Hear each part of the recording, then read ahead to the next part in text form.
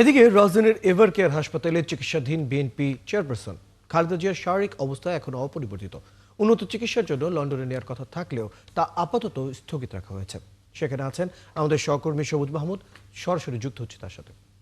সবুজ, খালেদা জিয়ার স্বাস্থ্যের সর্বশেষ খবর কি আছে আপনার কাছে, এবং দলের বা চিকিৎসকের পক্ষ থেকে আজ কোনো ব্রিফিং আছে কি?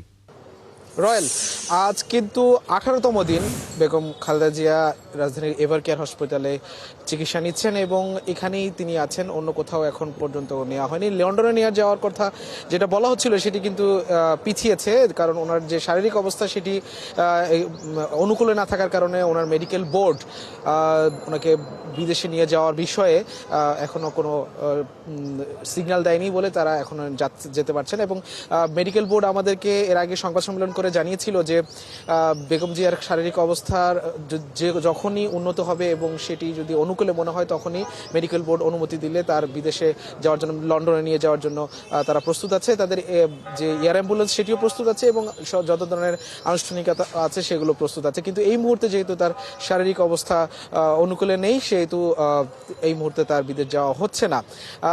বিএনপির ভারপ্রাপ্ত চেয়ারম্যান জনাব তারেক রহমানের স্ত্রী জুবাইদা রহমান কিন্তু প্রতিদিনই এভার কেয়ার হাসপাতালে এসে বেগম জিয়ার স্বাস্থ্যর বিষয়ে খোঁজ খবর নিচ্ছেন এবং যে মেডিকেল বোর্ডের সাথে তিনি সমন্বয় করছেন। যেহেতু উনি নিজেও একজন চিকিৎসক, সেহেতু উনি এইখানে থেকে তত্ত্বাবধান করছেন এবং মেডিকেল বোর্ড বিভিন্ন সময়ে ভিডিও কনফারেন্সের মাধ্যমে বিএনপির ভারপ্রাপ্ত চেয়ারম্যান জনাব তারেক রহমানকে বেগম জিয়ার স্বাস্থ্য বিষয়ক আপডেট জানাচ্ছেন।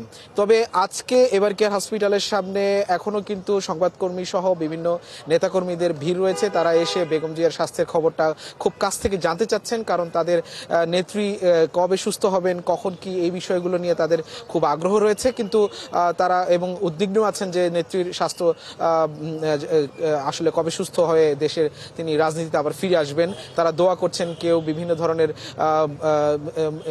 জিকির আকাজ করছেন এবং সৃষ্টিকর্তার কাছে প্রার্থনা করছেন যেন তাদের নেত্রী বেগম খালেদা জিয়া খুব দ্রুত সুস্থ হয়ে ওঠেন। এখানে নিরাপত্তা ব্যবস্থা, এভার কেয়ারের নিরাপত্তা ব্যবস্থা আগের মতোই আছেন।